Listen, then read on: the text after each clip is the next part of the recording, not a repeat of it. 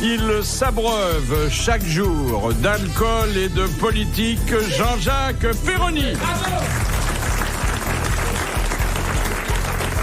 Elle apporte un peu de douceur dans notre monde de brutes. Isabelle Quenin.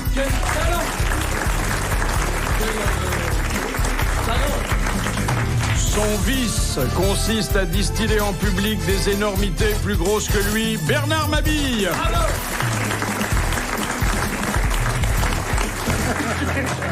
Ses expériences radiophoniques et sexuelles en font doublement un pilier du sérail. Fabrice.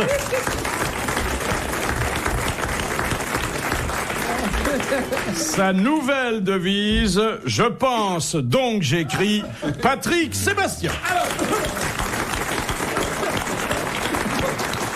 Oui, c'est pas seulement le pilier des grosses têtes, l'amuseur public numéro 1 et même hors concours que j'accueille aujourd'hui, mais un moraliste, un écrivain de bonne facture qui publie son carnet de notes et vous verrez, vous serez comme moi très agréablement surpris. Une bonne nouvelle pour nous, il manque 100 000 fonctionnaires en Allemagne. Ah, en Allemagne, oui. On va pouvoir leur en envoyer. Oui, ça oui. Le STO recommence. Oui, voilà. 2 fonctionnaires qui se croisent dans un couloir du bureau. Toi aussi, t'as des insomnies? Ah, c'est mignon. Et vous vous souvenez de ce que Coluche disait, il ne faut pas qu'un fonctionnaire lise les journaux le matin au bureau parce qu'il n'a plus rien à faire l'après-midi. Est-ce que vous vous rappelez... J'ai une petite histoire de bureau. Ah bah alors, est-ce que vous vous rappelez, dans Belle du Seigneur, Cohen avait décrit d'une façon extraordinaire, à mourir de rire, sur au moins 60 pages, la journée d'un fonctionnaire de la SDN à l'époque, où il expliquait en 60 pages comment le type ne faisait strictement rien. Tu te rappelles ça? Ah, c'est prodigieux. Alors vas-y, ton histoire. Oh, c'est une petite histoire très courte. C'est une fille qui a quitté le bureau pendant 15 jours pour se faire opérer de l'appendicite, et sa collègue de bureau vient la voir et lui dit: ça va au bureau, ça se passe bien? Elle dit: ouais, on essaie de te remplacer. Il y a Marie-Josée qui fait les cafés à ta place, Micheline qui lit les magazines et Marie-Paul qui se patron. Bon, voilà. Je me débarrasse des plus sales tout de suite, hein. T'as pas honte? Surtout qu'il pourrait se passer aujourd'hui d'être un provocateur parce qu'il est devenu un moraliste. Et je vous assure que en découvrant ce bouquin qui est petit par le format mais grand par le talent, comme vous, mais vous, il y aura peut-être un deuxième tome, Philippe. J'ai été plusieurs fois agréablement surpris, pour ne pas dire bluffé. Exemple. Eh ben, écoutez, exemple. Les routiers mécontents sont plus écoutés que les coiffeurs en colère. Et vous ajoutez, ça gênerait qui de barrer la route avec des peignes? La différence entre les très belles et les très laides, c'est que tous les soirs, les premières se demandent avec qui elles vont faire l'amour et les secondes avec quoi. Je savais que ça te plairait beaucoup. Très joli. Ah non, mais vous savez qu'il y a des perles, hein. Ah oui. Et alors, il y en a une quand même qui est à la limite de la vulgarité. Il y en a très peu. Étonnant. Non, mais il y en a très peu. Les noces de diamant, c'est tous les 50 ans, les noces de coton, tous les 28 jours. Elle est amusante, celle-là. Elle est bien. Elle est jolie, celle-là. Ouais, mais c'est pratiquement, il y a celle-là qui est un peu hard et le patron des menteurs et des politiques, c'est San Geppetto, parce que la langue de bois, c'est fait pour Pinocchio. C'est les seuls qui sont... Je l'ai pas gardé d'ailleurs. Il y en a quand même des vachement jolis. Alors, évidemment, mais je sais que vous l'aimez bien, ce bouquin. On est au moins 2, vous voyez. Ouais. Il y en a une traître. Il y en a 2 qui sont d'ailleurs pleines de tendresse. Et c'est pour ça d'ailleurs que je veux faire contrepoids à ce que j'ai déjà dit en les citant tout de suite. Il y en a une qui dit... les grands-mères font exprès d'être sourdes pour que leurs petits-enfants n'oublient pas l'odeur de leurs cheveux quand ils leur parlaient à l'oreille. Ah, c'est mignon, ça. On dirait que c'est un autre qui a écrit ça. C'était pour compenser. Les maisons de retraite ressemblent à des maternelles, à la différence près que les Pokémon, c'est eux. C'était pour compenser ça. Et quand vous dites, pour moi, la femme idéale, c'est celle qui continue à acheter ses boucles d'oreilles chez le marchand de cerises. C'est vrai. C'est à la fois tendre et sordide, hein. On sent le gars qui veut faire des économies. Non, c'est plutôt mignon et poétique. Mignon, oui. J'ai écrit des belles déclarations d'amour dans ces petites phrases. J'ai dit que je ferai jamais de perles à ma femme pour pas faire ton sur ton. Ah, c'est charmant. C'est mignon. Oui, ça donne à réfléchir. Hein, Ça donne à réfléchir. Et puis alors ça qui est pratique, faire l'amour à des femmes de plus de 80 ans offre une sécurité certaine, car la dernière fois qu'on les a honorées, le sida n'existait pas. C'est pratique.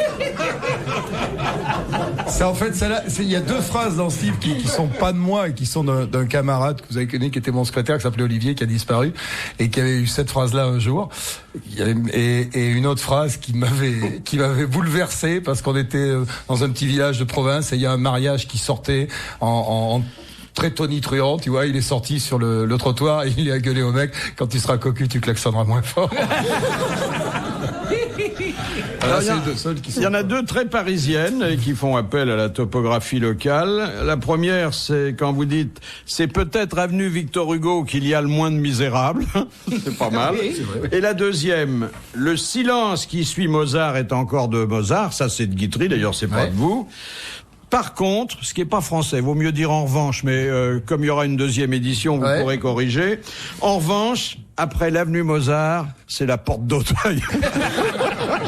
Les grosses têtes dans la nuit des temps, sur RTL de 4h à 4h30. Alors, je reviens à mon auteur favori, enfin pour aujourd'hui. Hein. Enfin, m'avait fait penser à une histoire, mais ce qui est embêtant, c'est qu'elle est visuelle. Alors, je sais pas en si radio, ça passe très bien. C'est un mec qui joue, c'est des gens qui jouent au golf, et il y a une fille qui a à 20 mètres qui tape dans sa balle de golf et la balle part sur le groupe de mecs. Il y a un mec qui fait aïe aïe aïe aïe aïe, tu vois, il se tient entre les jambes, il fait aïe aïe aïe aïe aïe. Et la fille, elle arrive, elle est très emmerdée, elle dit: je vous ai fait mal. Aïe aïe, ça me fait mal. Bah, elle dit: je suis kiné, je peux vous faire un petit massage si vous voulez. Aïe aïe aïe, j'ai mal. Et le mec, il dit: allez-y. Et elle le masse, et elle lui dit: ça va mieux. Et le mec, il fait: non, mon pouce me fait toujours aussi mal.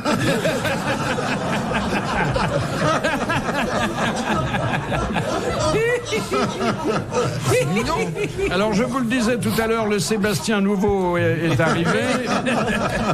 Et Maintenant, il s'est mis au golf.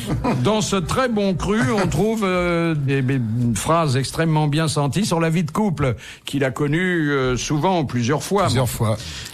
Par exemple, après 30 ans de vie commune, on ne se sourit à pleines dents que le soir sur la table de nuit dans un verre. C'est exact. C'est réjouissant. Vous voyez le tableau, réjouissant, hein. Oui. Oh, ça, c'est affreux, ça. Bon. Qu'est-ce que j'ai dit encore ? Si. Pourquoi allez-vous nous le dire si c'est affreux, Philippe ? Dites-nous ce qui est affreux. Ah bon ? J'en ai marre de vivre dans le luxe en égoïste. Il est temps que j'achète une femme à ma voiture. Ça, c'est pas pour moi, hein. Elle a profité que la télé était en panne pour oser lui parler. Ça fait 10 ans que nous sommes ensemble. Il faut se rendre à l'évidence. Ça ne marche plus. Alors, sans lever le nez de son assiette, il a répondu: va voir sur le toit, ça doit venir de l'antenne. Non, mais c'est vrai que les couples, c'est très inspirant, quoi. Moi, il y en a une que j'aime beaucoup, c'est depuis qu'elle est partie, je dors de son côté du lit pour me faire croire que c'est moi qui l'ai quittée. Ça, c'est les vieux souvenirs de chagrin d'amour. Oui, t'as eu des chagrins d'amour, mon ouais. grand. Et celle que j'avais notée dans un coin, que j'avais eu mon plus gros chagrin d'amour, c'était depuis qu'elle est partie, c'est la grande aiguille qui marque les heures. Parce que c'est long, hein.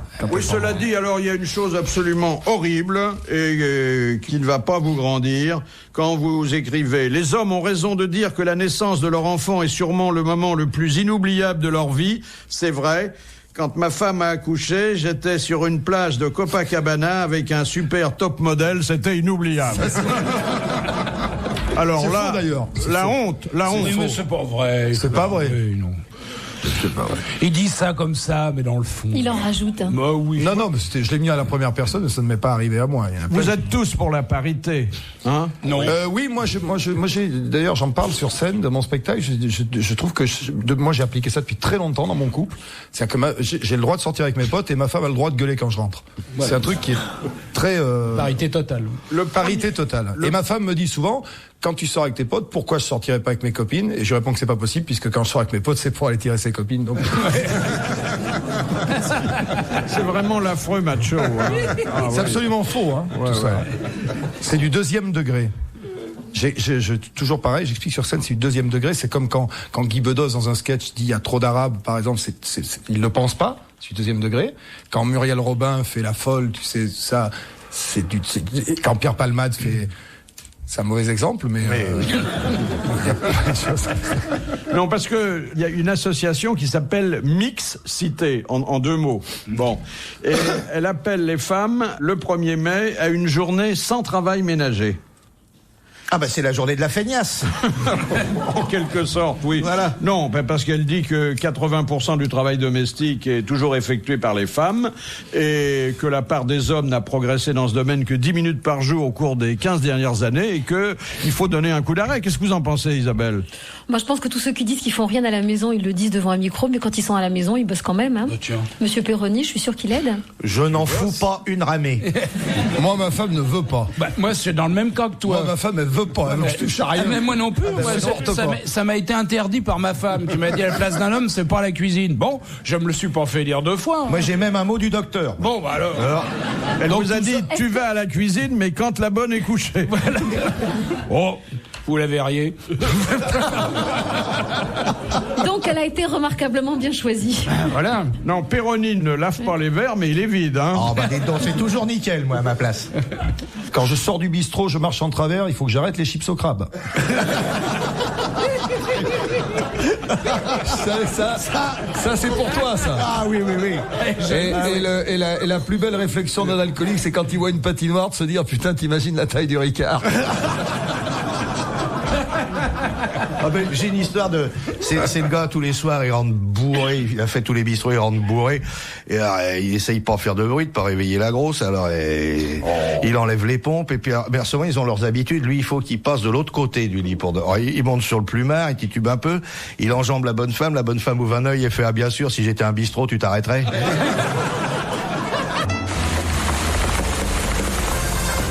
RTL, 4h, 4h30, dans la nuit des temps des grosses têtes de Philippe Bouvard. Si vous êtes sur la route du travail ou simplement chez vous en train d'écouter tranquillement RTL et les grosses têtes dans la nuit des temps, eh bien nous vous accompagnons avec cette émission du 26 avril 2001 avec Philippe Bouvard, mais aussi Fabrice, Patrick Sébastien, Bernard Mabille, Jean-Jacques Perroni et Isabelle Quenin. Première citation, c'est Madame Fontaine qui l'a envoyée, qui a dit « Un jour, il y aura trop d'hommes sur Terre et trop peu d'aliments pour les nourrir. C'est déjà ce qui se passe dans les cocktails. » Eh bien, un auteur dramatique, ça n'est pas un auteur dramatique, c'est un homme de télévision vivant. Et qui n'est pas Bellemare. Patrick Sébastien. Non. Berne. Non. Martin. Non, Drucker. Attendez, un garçon qui est quand même un cas sur le petit écran puisque il a beaucoup d'esprit et il fait des émissions sans aucune prétention. Pascal Sevran. Pascal Sevran. Bonne réponse de Jean-Jacques Perroni. Il n'y avait plus la télé, souvent. Ils ont remplacé Sevran par Derrick. Bah, Et on s'en est pas aperçu. Non.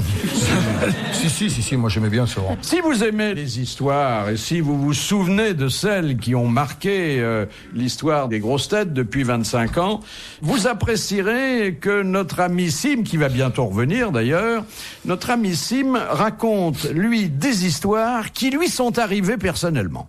C'est effroyable dans les hôtels. Bon, une fois, il m'est arrivé un autre truc. Bon, j'avais une copine avec moi, je la connaissais depuis longtemps. Finalement, on a décidé de se livrer au simulacre de la reproduction. Et puis, bon, une fois que ça a été fini, bien entendu, bon, tout le monde s'est levé. Moi, j'ai ouvert le frigo, elle a été de l'autre part. Et puis, je me suis aperçu que j'avais pas fermé les rideaux. Et il y avait un jardin, nous étions au rez-de-chaussée, et je vois, il y a 2 cuisiniers qui me voient à travers la fenêtre. Il me fait « Ah, bonjour, monsieur C, faut bien se détendre, hein ?»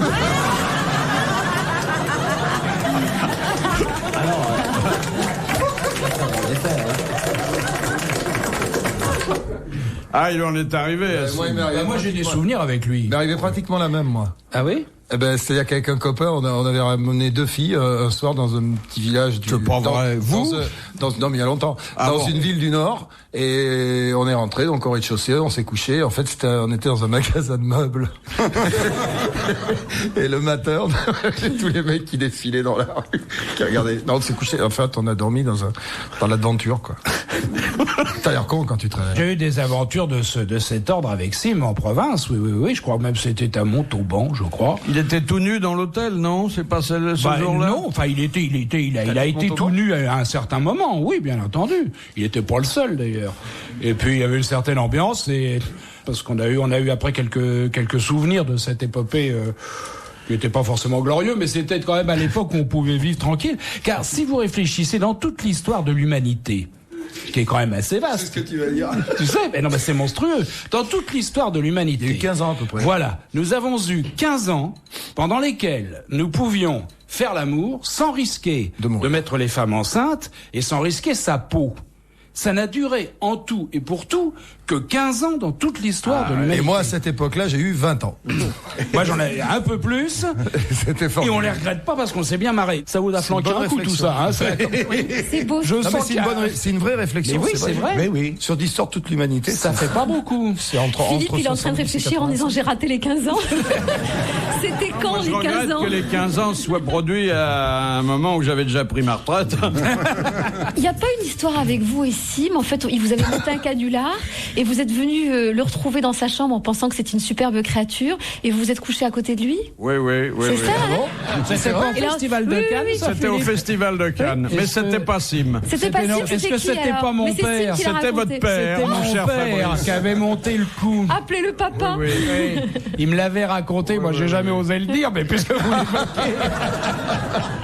Non, il m'avait dit. Vous êtes arrivé tout pomponné, fringant et tout, nu sous une superbe. Attendez. Et qu'il a mis un pied dans le lit. Mais non. Attendez, ça commence beaucoup plus tôt. Il faut rappeler que à l'époque, au Festival de Cannes, on s'amusait beaucoup, paraît-il. Philippe pourra en témoigner. Et mon père, Maurice Bessy, était un homme fantastique et aimait beaucoup les canulars. Attendez, il avait monté un canular récurrent au Festival de Cannes, dont il était le personnage central avant d'en être le délégué général.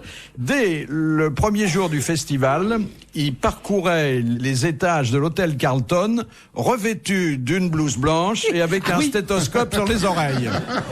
Et toutes les petites groupies égarées dans les couloirs, il les abordait en disant Mademoiselle, est-ce que vous avez passé la visite médicale? Et vous vous étonnez que l'atavisme joue, Philippe. Et il les entraînait dans son appartement, et là, je veux pas le savoir. Bon, il vaut mieux pas. Bon. Et alors un jour, il me dit, dis donc, il y a une petite starlette là, il me montre la photo, extraordinaire, elle est folle de toi. Ah bon? Elle est pas de La Rochelle, hein, une vraie. Bon. Mais elle est très timide. Alors si tu veux, ce soir, tu vas dans ma chambre, je te donne la clé. Simplement, n'allume pas la lumière parce que... Ça marche encore. Tu te glisses dans le lit et là tu vas passer un bon moment, tu me raconteras. À l'heure dite, j'arrive, un peu parfumé, je me déshabille, effectivement je sentais une présence pas loin, une respiration régulière. Je me couche, j'allonge la main, je tombe sur un crâne chauve, c'était Georges Craven. Donc cette histoire est absolument authentique alors. Bon, vous n'avez rien fait. Et vous avez passé un très bon moment. Parce qu'il avait raconté à Georges Craven la même histoire dans l'autre sens. Pour le faire venir, bien entendu. Est-ce qu'il s'est réveillé, Georges Craven? Vous dites que vous entendez une respiration et tout. Il attendait, comme l'a dit Fabrice, que la starlette arrive dans son lit. La même histoire à Craven en disant une femme superbe va venir te rejoindre, sois discret, n'allume pas la lumière. On avait l'air tous les deux. Magnifique. Retrouvez les grosses têtes dans la nuit des temps à tout moment sur RTL.fr.